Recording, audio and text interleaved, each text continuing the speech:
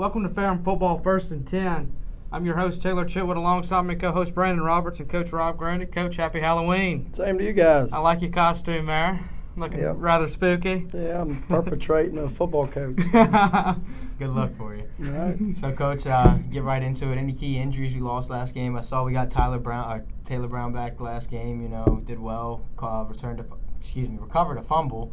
So, anybody else we lost really last week? Yeah, I mean, not from the game. There's, like anything late in the season, there's some dings and bangs and guys working through some things. But it was good to see Taylor back on the field, and certainly he was productive. He was in on a Q pressure on the first quarter interception, and then later on recovered a fumble. Nick Helvey jarred a ball loose out of a wide receiver, and Taylor's, just a solid player, a guy we've missed for the last few weeks, and trying to get him back in the flow of things. I was talking, he doesn't do anything great that'll jump out at you, but he's always there. He's always making that tackle he has to make. He's a smart kid. He knows where to be, when to be. He's a staple there in that linebacker core. Well, that's pretty great, actually. So when you're where you're supposed to be, doing things, creating fumbles and causing recoveries. I mean, he's not going to run by you, completely by you, or he's not going to, jump up and get 10 sacks a game. Who is? That's what I'm saying. Okay. We'll take all the Taylor Browns there are out there. 100%. So. We moved to 4-3 on the year, 2-3 in the conference. Brian Mann had a big game, 240 on the ground. Really could have been about 300 on that first play from scrimmage. He said a hand got him and tripped him up. I thought for sure that he had broke that one. Zach Clifford had a big game through the air, 220 yards. Yep.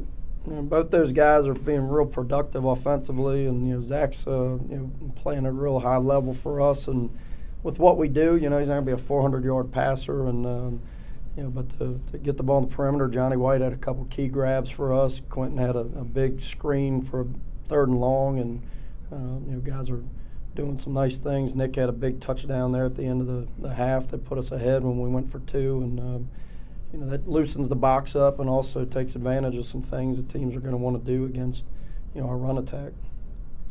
So, Coach, looking back to last week, our defense played tremendous last week. We had 3 fumbles and an interception.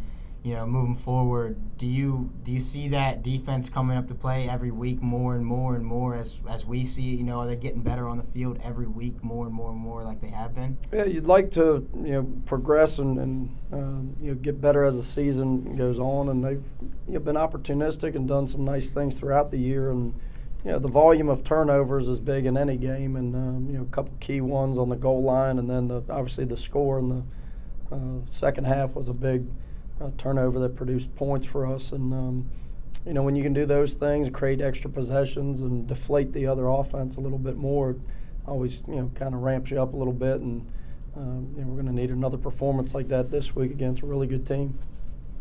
Coach, one concern is our special teams continuing. We got off to a tough start there in that one as well, missing the 2 field goals. Yeah.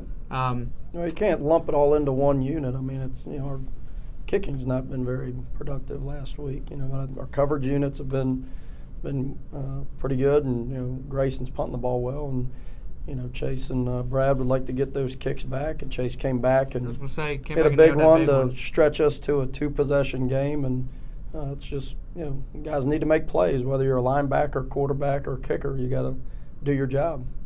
So, Coach, you mentioned earlier about how well Zach played last week, and he threw for over 220 yards. This week coming in against Randolph-Macon, tough defense. They got a great linebacker core. Aren't you are we expecting to see a big game from Zach as well? We are very heavy in the running game, but it seems like in order to be on top of on top of Macon, you got to have a big passing attack. Come game 1 when Macon played against Hopkins, they ended up, whooping their tail all over the field, and they threw, I think, for, I believe, 410 yards in the air. Right. So in order for, I guess, to beat Macon, it seems like you got to have a good passing attack. So do you think that we're going to implement a little bit more passing game this week than we usually have in the past? Well, I think we're going to be who we are. I think to your point, you got to be able to throw the ball, which we did against Hampden-Sydney better than we had in other games. And each week presents challenges, and Randolph-Macon, they're a much different team than they were on that day in August. Actually, they played on a Thursday night against a top 20 John Hopkins team. So I mean, it's a formidable opponent early in the year, and I don't think either team are the same. Heading into November, and I've felt all year we've got to have a balance and to be able to create. But we're going to hang our hat on running the ball and taking our opportunity in the perimeter. I think our receivers have adopted a great philosophy of every play's a play that can break, whether it's a catch or a run, and they're doing really well on the perimeter to create some space for Brian once we handle the front line, and we're going to need to do the same again this week against a really good defense. How is Jones coming along? I saw he got a series there in the fourth quarter. Yep. Coach Summers calling plays for him. Is he developing pretty well? Just a freshman, high upside. Yeah, no, we like Titus a lot. I like Nick Cook, another freshman that's in this class. Both kids are, working with Coach Shaw and Zach in the film room and on the practice field. And we've had a few JV opportunities that both have been able to play in. And there's a bright future there for both those kids. And certainly with Zach leading the charge right now, that's kind of an opportunity for those guys to just be ready when they're called upon. Some numbers for you and for the fans out there as well. Ferrum is 4-0 all time against Randolph-Macon. Their last meeting was in 1990. Of course, Ferrum did get the victory there. Randolph-Macon 7-1, coming in 5-0 in the conference. Their one loss was to, at the time, number 19 ranked at Johns Hopkins. They averaged 431 yards a game. They're giving up 391, and 150 of those are on the ground.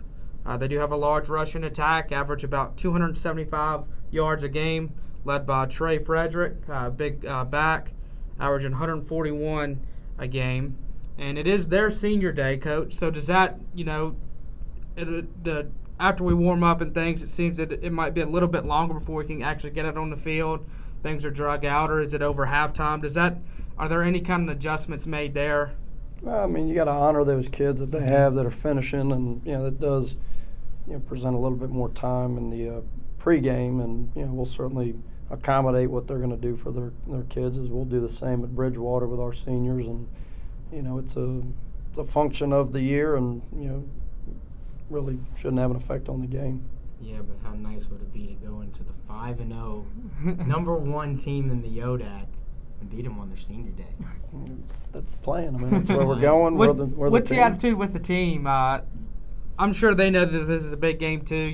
It's hard not to look at numbers. I know you like to say football is football. Yep. And but kids 18, 19, 20, 21 years old seeing all these videos on social media and all this, what may it be? Is this an exciting game, or is this a uh-oh game? It's a game. I mean, I tell you guys all the time, last week we had a conversation of not being able to win the conference.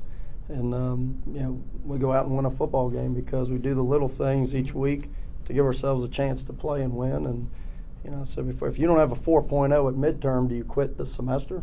Or do you finish the semester and do the best you can? And, I understand the conversation, the numbers, and what it is, and we understand they're a really good football team, and it's going to take a collective effort from everybody, our bus driver on down, for us to beat them. And what we got to do is have a good Wednesday and stay healthy and a great trip, and take our shots. Have fun, no doubt. Oh yeah. It's a fun game. This is a fun game. Yeah, you can't worry about the end game and the results without dealing with the process. I mean, that's where you got to stay true to. And the process should always be a fun experience. That's what we try to. It's more fun when we win. Yeah, no doubt. Getting philosophical again. That's every sport. More fun when you win. That's why we keep scoring. That's why we play the game. Well, I think that'll do it for us on this episode of Ferrum Football First and 10. We hope that you join us next week. November 7th will be our next show. I'm your host, Taylor Chitwood, alongside my co-host, Brandon Roberts, and Coach Rob Grande. Coach, thanks for joining us, and good luck Saturday. Appreciate it.